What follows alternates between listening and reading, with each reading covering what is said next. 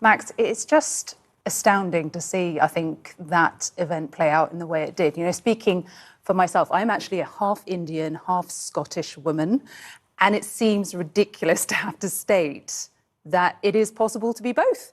That's the definition of being multiracial, of being biracial. So I'm not quite sure what Donald Trump was hoping to achieve with this. You don't want to choose, you just are. And how do you identify it? I mean, it's not, something I think about on a day-to-day basis. It's you're born into it. It's who you are. But, to make those comments as well to the audience that he did, the National Association of Black Journalists, I just don't know what his motivation was there. I really don't. Yeah, really don't get it. It'd be interesting to be in a room and actually see the reaction from them. Yes, didn't seem to be good.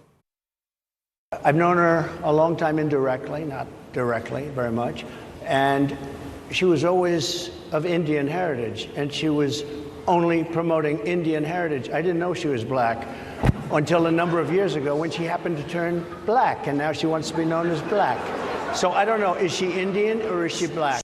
Here is the thing. It is hard to call it a one-off when in the hours after Trump went after Harris's race and identity, Trump then followed up with a social media post of her discussing her Indian heritage previously and calling her, as you can see here, a stone-cold phony. That, according to Donald Trump. And then there is more.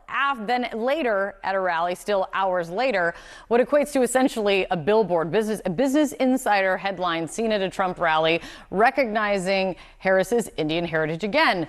And still, there's more. J.D. Vance then pushed the now new phony attack line at his own rally. You can be sure that there are more twists ahead with this Trump campaign attempt to define their opponent, though there is no question she is a black woman and will likely become the first black woman and first Indian American woman to top a major party's presidential ticket. He further doubled down on those NABJ controversial comments, questioning her heritage on Truth Social later. Again, thrusting this further into the mainstream. This is what he wrote. He wrote, quote, "Crazy Kamala is saying she's Indian, not black. This is a big deal. Stone cold phony. She uses everybody, including her racial identity." I know we don't have to continue to emphasize this, but I mean, if Kamala Harris is the first black vice president, the first Indian American vice president, and what she has done is historical. I just want to leave that there. But look, I do want to add some context here as well. When we talked to Donald Trump's senior advisors leading up to the NABJ panel,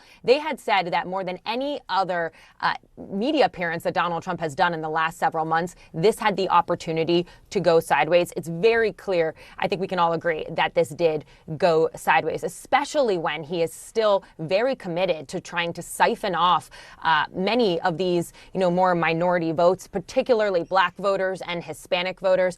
And I think his comments yesterday trying to push him on very legitimate questions about why black voters should vote for him, he instead went on the attack. Omar? And again, that was how this whole panel even started. That question, essentially asking that central point, why should black voters vote for him? And that's when all this ensued. Elena Treen, really appreciate the reporting and perspective.